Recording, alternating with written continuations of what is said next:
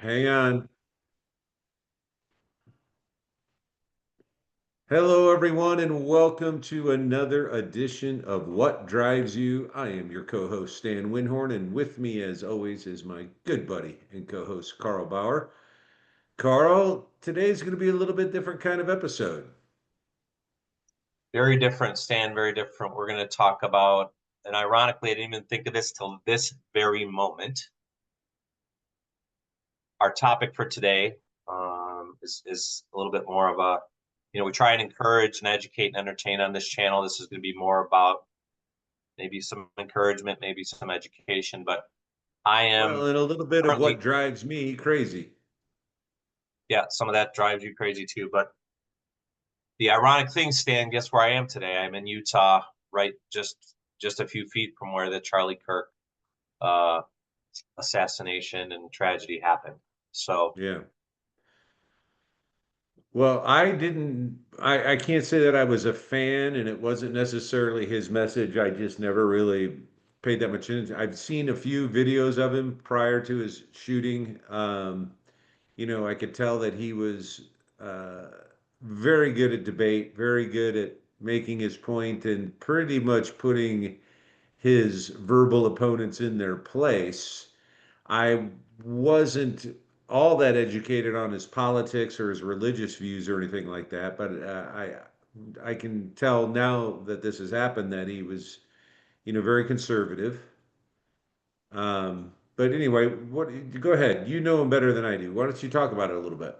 yeah, I mean, we're talking about a little bit YouTube. So he had, I mean, a huge voice. He had a following of over 5.02 million subscribers. That would be one of our top ones that we've talked about, in the last series. His Hmm. top video had over 9.2 million views. So again, not to get stuck on stats and all this, but the tragedy to me here is, Stan, we took a young man who was brave enough, had the guts enough to stand up on college campuses, regardless of your political views or religious views. Or he stood in front of people and debated them. There's a lot of talk. Did he have hate speech? Did he not have hate speech? Was he arrogant? Was he cocky? All these things. It's really about, and maybe some of that has truth to it. Maybe some of that's depending on your bias. But the fact of the matter is, the guy stood in front of people and listened, and then he came back with data and facts and opinions and back and forth. So most of the time, he had good interaction with, especially the younger generation on college campuses where they're at. Do you feel like he bordered on hate speech, or was he just very conservative and very good at making his point? But what do you think there was it even approaching hate speech? Not in my opinion, and like I said, I haven't watched a ton. I watched a ton more than you, perhaps, but not a ton more than his common followers. I will say here's his difference between him and Trump. Trump calls people names. He's very derogatory. Charlie was a man of faith, and definitely was not a name caller. He was just more of a fact, and he would say, "Hey, Stan, you're wrong, and here's why." Right, and that's different than, "Hey, Stan, you're wrong, and you're an idiot." Right? He didn't talk like that. So again, Let me it's ask you this question. sure. We all know the power of editing. Um, and this I wonder about sometimes with what's the guy's name? Jordan Klepper. Is that right? I don't Anyway, he know. goes around to Trump rallies and talks to Trump people and basically just, you know, humiliates them in a very funny way. It's very comedic. But I'm like, okay, well, how many of those interviews did he do that the person what didn't sound like a hillbilly from that just came down out of the mountains to you know what I mean? So, in your opinion, do you think Charlie Kirk, his videos that he put out, did he not put out ones where people held their own in a debate with him? No, he had some good ones. He was, matter of fact, one of the more recent ones was he was at Oxford or Cambridge, one of those big fancy British places, and he had just gotten off a plane and he got thrown some curveballs, and he was not as sharp as he normally is. Now, as the debate got on, he kind of got out of his jet lag and got his feet under him.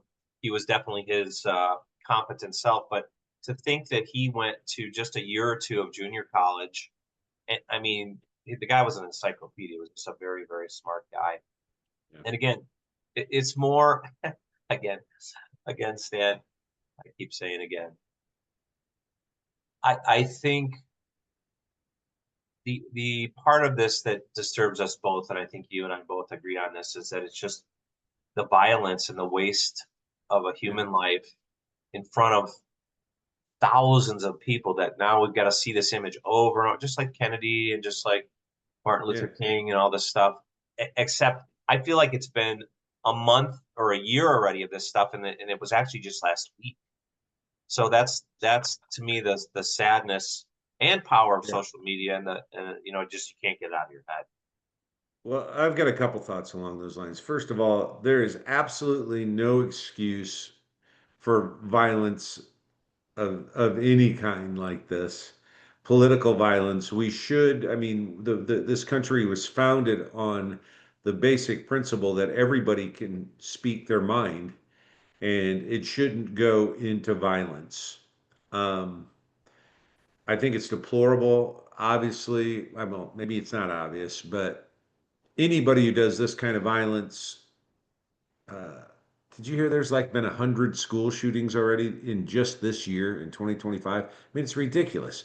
Obviously, it's mental illness, and you and I both own guns. I'm not anti-gun, but I am. We got to do something so that, man, how do you control so that the mentally disturbed don't have access to this? Do you have any idea what kind of weapon was used? Was it a rifle? Was he shot from Yeah, it far was a away? hunting rifle. I think it was a 30 Hunting six with a rifle. scope. So it wasn't anything like super professional and military. It was Sure, just a sure, deer hunting sure. rifle that, I have a Yeah. similar type of Anyway, it setup. sucks that we're such a violent nation. I think the rest of the world looks at us like, what the heck is going on over there in America with all these guns and all this violence and everything.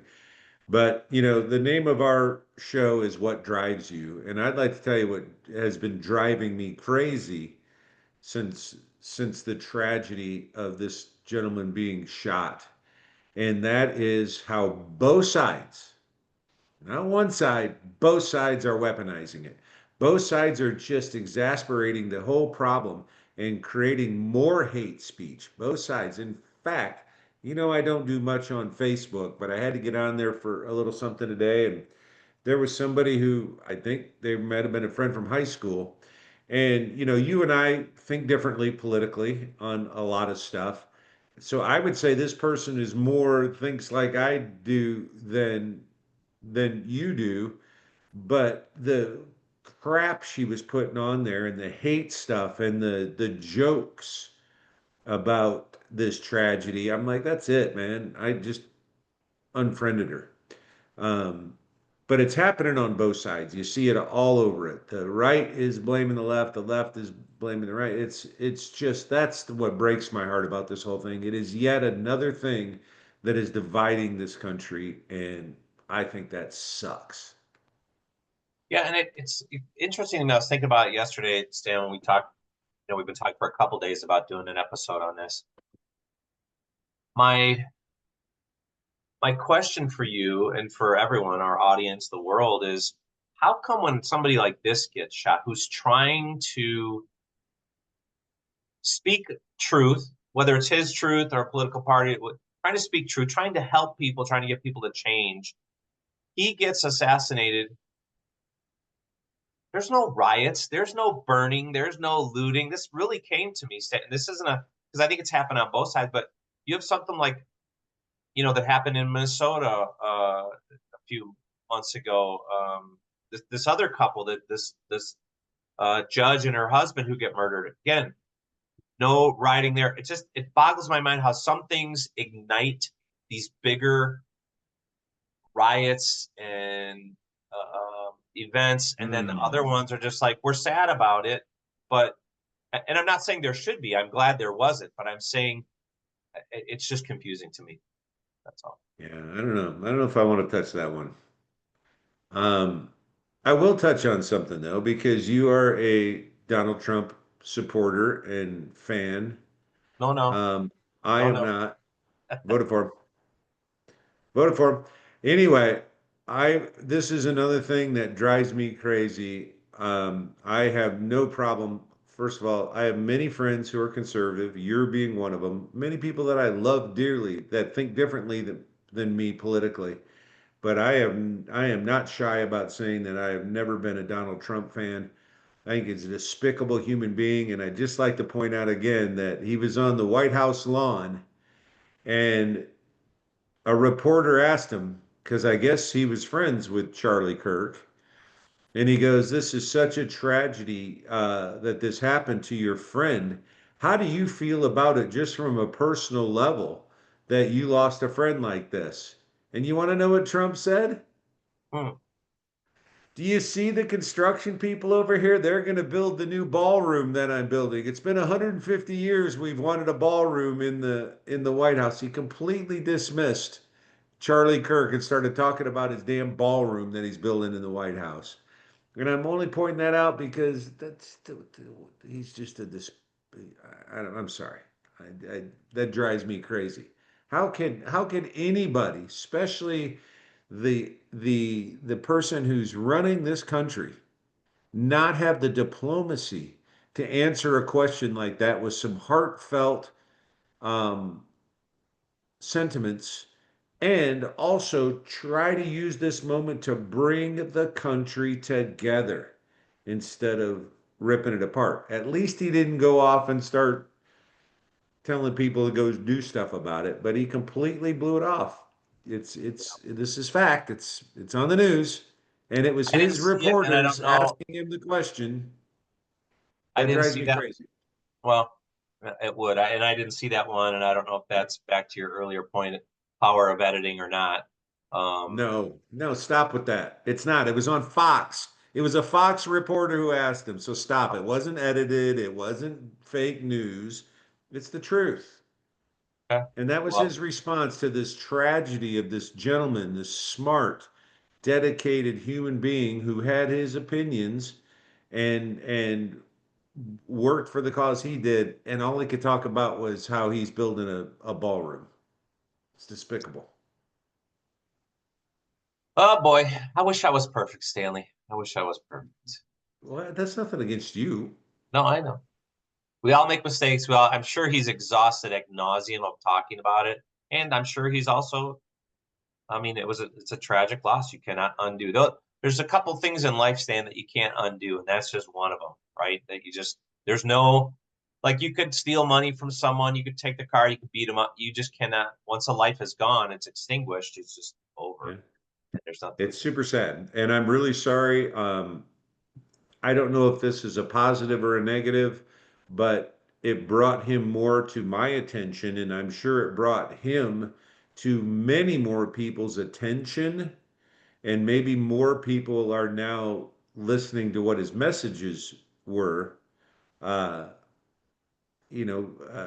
so you wouldn't trade it, but maybe that's a little bit of a silver lining is the awareness of him and what he stood for and his talent and everything is getting recognized on a bigger worldwide stage now. And I'm not saying this is a justification by any case. It sucks that this happened. It really is heartbreaking. But maybe that's the silver lining to it is that more people will know who he was, what he represented, and the message that he did have. No, you bring up a great point, Stan. I don't know. Well, maybe this can be for a different episode. I don't know in our lifetimes another person, conservative or liberal, who has so um, engaged the next generation, like Mm. on college campuses. Maybe Obama a little bit, when he did some of his college campus stuff, but not to the degree. And again, Yeah.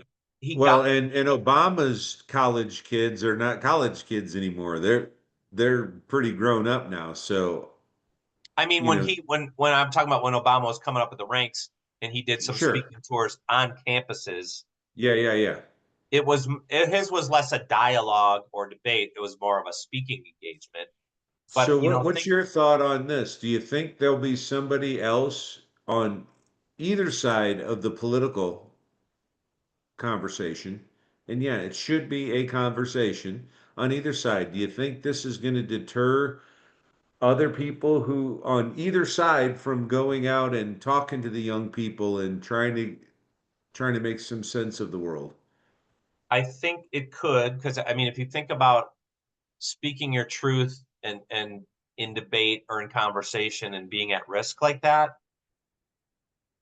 I would definitely would make people think twice. My hope from the whole thing, Stan, is one, less violence, more cautiousness on who we give guns to, right? As you said earlier, like what are we doing giving people mentally ill people access to these guns?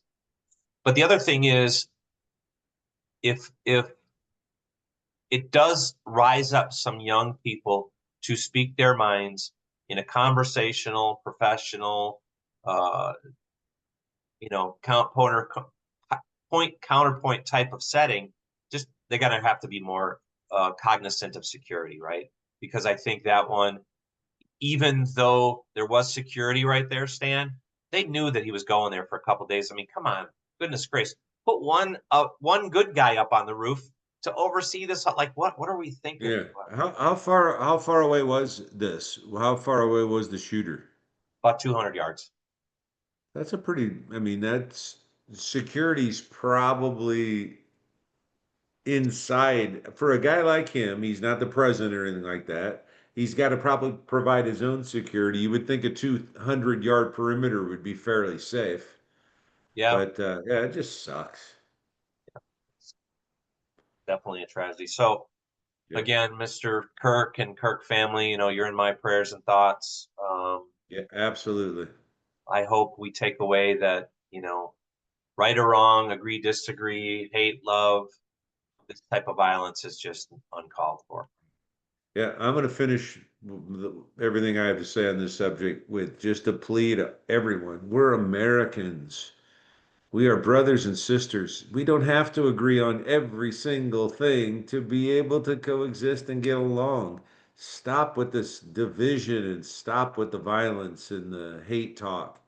Um, it just that drives me crazy, Carl. Yep. You and Amen. I are a perfect example. Look how well we get along. We don't agree on a lot of things politically. But True. look at you're my brother. Yeah. Yeah. It's well that and it goes back to your thing, and I'll end on this. And I think you and I had to come to Jesus on this, no pun intended, a little while ago, which was, and I had this with my buddy Greg, is don't we agree on like 80 or 90% of everything? Right? Yeah, There's this 10 to 20% we don't disagree. But is that gonna like just completely like I'm done with you, Stan, or I'm done with you? I mean, yeah, it's just yeah. ludicrous. So It um, is. All right. Well, my prayers also go out to Charlie Kirk's family and loved ones and supporters. Please, people, please just figure out a way to turn this around into something peaceful and yeah, we don't need any more division. no, true, true statement. All right, brother. We'll see you next time. All right, be good humans, everybody. Thanks. See you, Carl. Bye.